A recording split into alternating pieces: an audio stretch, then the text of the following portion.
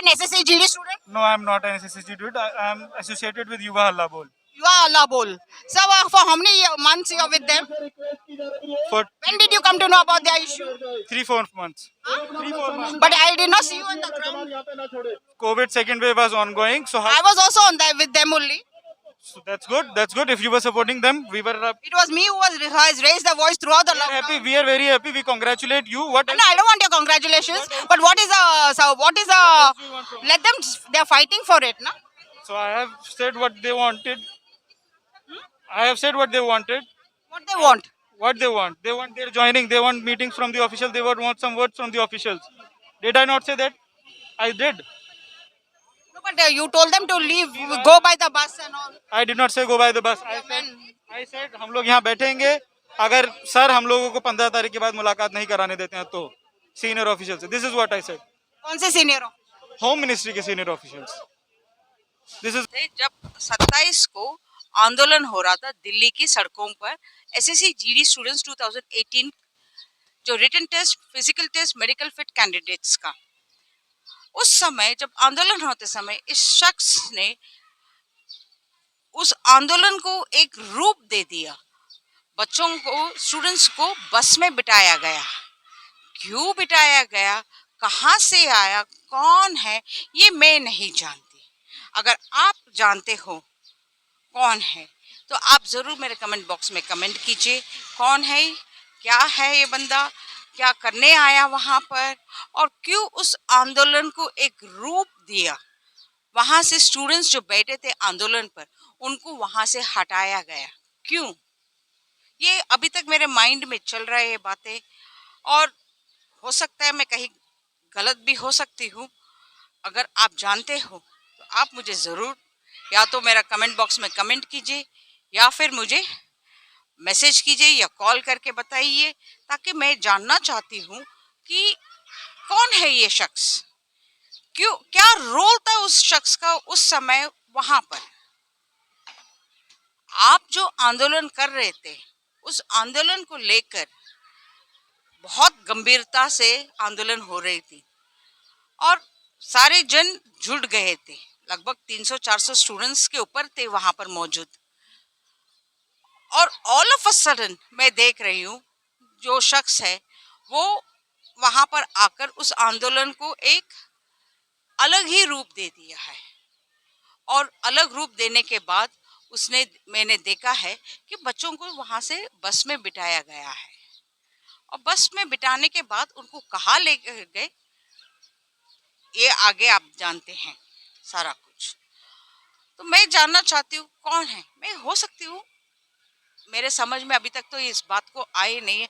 मैं कोशिश कर रही हूँ समझने के लिए लेकिन समझ नहीं पा रही हूँ। क्या आप कोई भी इस इंसान से मिले हो पहले? अगर मिले हो तो हो सकता है मैं किसी के ऊपर एक इल्ज़ाम लगाने से पहले 10 बार सोच लूं कि क्या सही है क्या गलत है।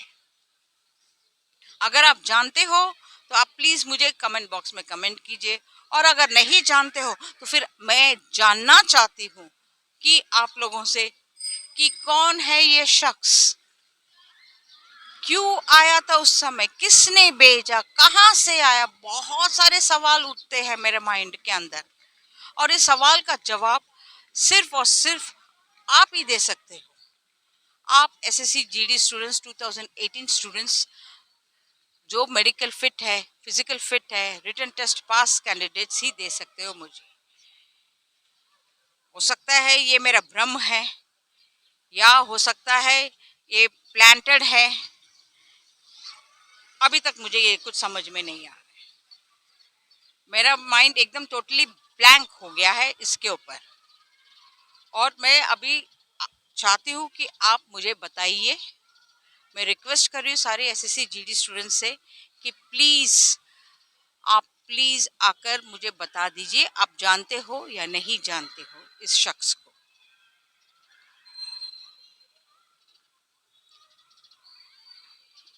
अगर आप जानते हो तो बहुत अच्छी बात है, तो ये मेरा जो भ्रम है वो टूट जाएगा और अगर नहीं तो प्लीज़ आप मुझे या तो कमेंट बॉक्स में कमेंट कीजिए या कॉल कीजिए या मैसेज बॉक्स में लिखिए ताकि हम सावधान हो जाए, इस इश्यू को लेकर हम थोड़ा सा सावधान हो जाए और आगे की कार्रवाई, आगे की रणनीति हम कैसे करें, क्या करें, ये हम सोच विचार करके आगे कदम बढ़ाते जाएंगे।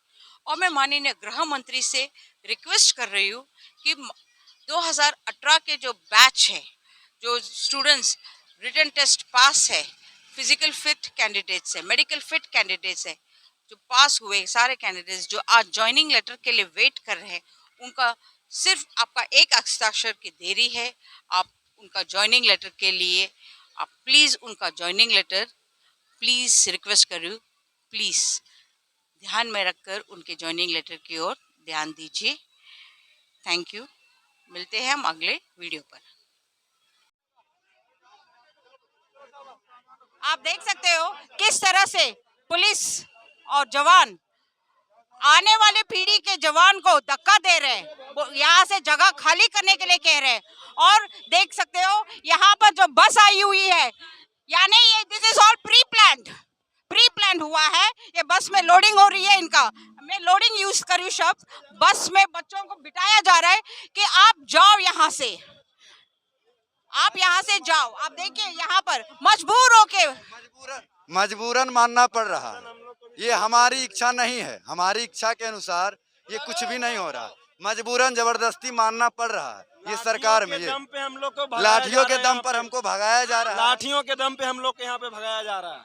हम लोग की इच्छा नहीं थी, हम तो मरने के लिए तैयार हैं। हमको वर्दी नहीं तो यही अर्थी दे दे, हम उसके लिए तैयार हैं। लेकिन नहीं ये अर्थी दे सकते, नहीं वर्दी दे सकते हैं। सिर्फ लाठी के बदौलत एक से दूसरे जगह स्थानांतरण कर सकते ये हैं। हमारे सुरक्षा के लिए नहीं थे, धड़ाधड़ लाठियां बरसाने के लिए हमारे पास खड़े थे। अभी दिख रहे हैं ना, सभी लाठी के सुरक्षा दम पे करने के हमें लिए नहीं जबरदस्ती है। बस में बिठाया जा रहा है। लाठी के दम पर इनको बस में बिठाया जा रहा है।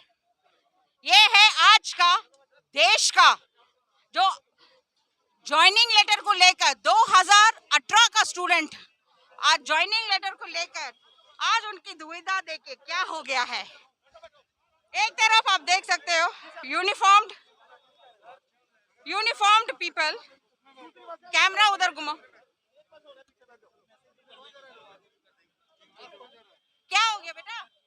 क्या मैम कहें, बोलो। सरकार को देख लिए कितना सरकार क्या कर रही है। और भरोसा तो बोलती है कि मेरा भरोसा डिफेंस है, छोड़िए अब। अगर सरकार सीआरपीएफ पुलिस यहाँ पर तैनात कर सकते हैं, उनके लिए उनको ज्वाइनिंग लेटर नहीं मिलता है। आप देख सकते हो इनको बस में